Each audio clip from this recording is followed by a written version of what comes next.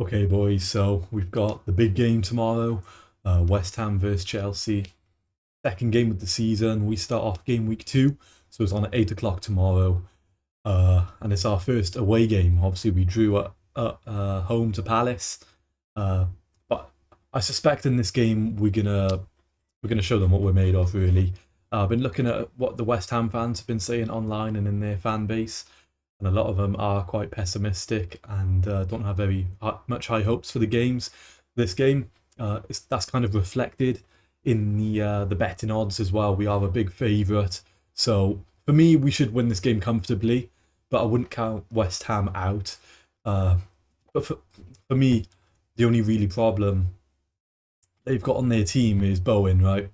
I look at that team and no one else is really giving me nightmares and making me sweat in the night. Diouf, he's got a good cross on him, but I don't think we're going to let him get in an area where he can deliver a good cross. And unless Suchek arrives into the box late, don't really see who's going to be getting on the end of those. So for me, I think Reece James will probably just lock him down. And their midfield's really immobile. You saw that against Sunderland. Sunderland just passed straight through them. I think we should do the same as well. So this wouldn't be my lineup going into the game. I've got a slight amendment. Tosin is back and he is available. So I'm going with Tosin to start. So obviously Sanchez in goal. Reece James, Trevor Chalobah, Tosin as the free man centre-back partnership. Now, Achompong didn't do anything wrong to warrant being dropped. I thought he was one of the better players against Palace. Had a few hiccups at the beginning of the game, right, but really grew into it. I think Tosin's back. He'll give us a bit more aerial threat and dealing with the duels as well. Because West Ham are quite a physical team. They've got some tall players, so we need a tall centre back in there. Champion's tall as well, but he's young. He's not quite as experienced as Tosin is. So I think for this game, he's going to be perfect for that. And then obviously Cucurella inverting going forward. I said over here in midfield playing as the ball winner. And Enzo, when we're in possession, he'll be joining that sort of double 10 role. We're going to need Enzo to step it up and have a much better game than he did against Crystal Palace. For me, he was probably the worst player with Palmer. So he has to step up. Enzo's, he's clearly capable of performing a lot better than that. And it is West Ham. It's a game he should be outshining the other midfielders in. He should be dictating play, and I want to see some good creative chances created. Don't want to see any slow, sloppy passing like we did against Palace. And really just, physically he wasn't there either. The only change I'd make, I'd have Estevao starting and I'd move Neto over to the right. I think what Estevao showed us in 30 minutes was more than what Itin showed us. And I quite like Neto on the left as well. He's better on the right where he can cut in. But our discrepancy between right and left wing is quite imbalanced, hence why we're looking at options in the transfer market. We're looking at Garnacho, we're looking at Xavi Simons. Xavi Simons can also play down the 10, or he can play as that Enzo role coming into another number 10, right? But I think Estevao, I'd rather Estevao have a bad 60 minutes, get subbed off, we move Neto back here, right, and then we put Gittins on the left. I'd rather that happen than Gittins get 60, 65 minutes, then Estevao comes on, and he's only got 30 minutes to work with. I think, when we're fresh, and if Palmer and Estevao can start feeling, each other, not in a weird way, but, they've got the 1-2s, they're linking up nicely, like we saw against Milan in the pre-season.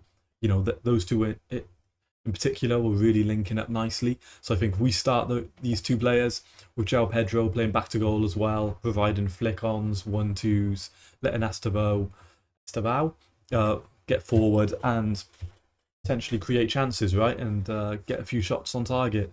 So that's the lineup I would go for. Maresca did sort of hint as well that, look, we could play Neto and Delap, so potentially maybe João Pedro is even benched when we use Delap up top, or perhaps Palmer plays right wing, João Pedro plays as, a shadow striker, and we use Delap as well, just to create a bit more physicality up front. So Maresca did hint that we could line up with something like that.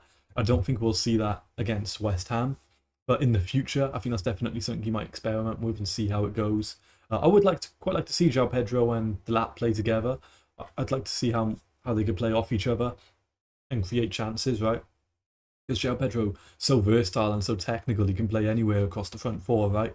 So it could be cool to just see him link up maybe a bit deeper, providing we've got fast wingers who can then, you know, uh, say beat his man, spin, play a through ball into Neto or Estevao, who can run onto it, right, and create maybe an overlap with Cucurella. So that's something we could see. I don't think we'll see it in this West Ham game in particular, but really, it's a weak team. The West Ham fans are pessimistic about the season. I quite like Potter. I don't think he's a terrible manager, but I think he is going to be outclassed here by Maresca. So I'm sort of predicting, a 2-0 victory. I think we should get a clean sheet. I don't really see anyone on their team who serves like a threat to us. Only thing I could see is maybe a Souček from a set piece or a corner.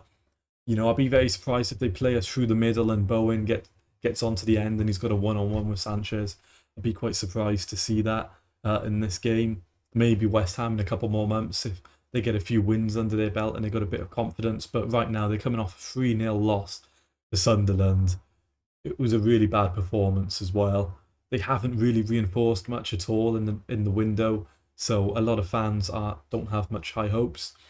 I think this is the game we get a good performance, a 2-0 or like a 3-1, 3-0, that kind of performance. I want at least 2+ goals on West Ham. So whether we keep a clean sheet or they get a goal and we get 3, I'd like to see a +2.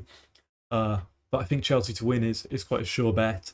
I'd be very surprised if we draw, or I don't see us losing at all. And potential danger off the bench as well. So say Estevao's having a poor game, we could put Neto back to right wing. We could sub Gittins on to play on the left. Maresca did say he sees Andre Santos being versatile as well. He can play in that Enzo role, getting forward, arriving late into the opposition's box. We can even play as a 6. He can play the Caicedo role.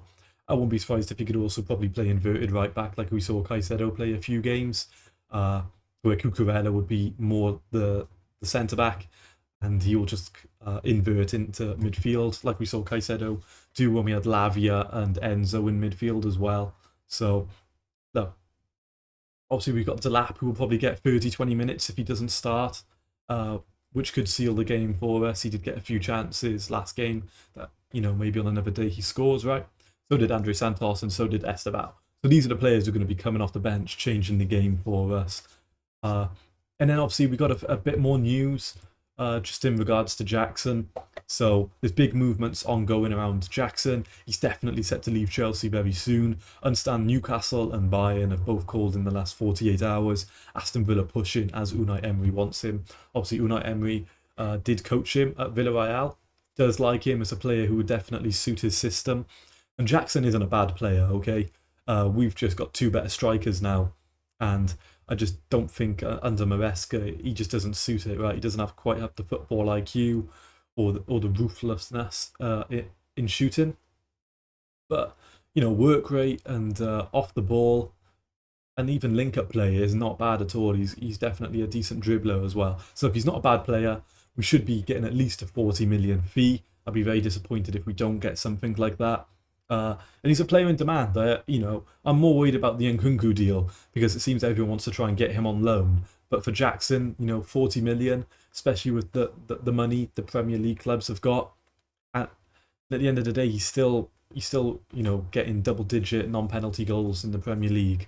So that's not bad at all.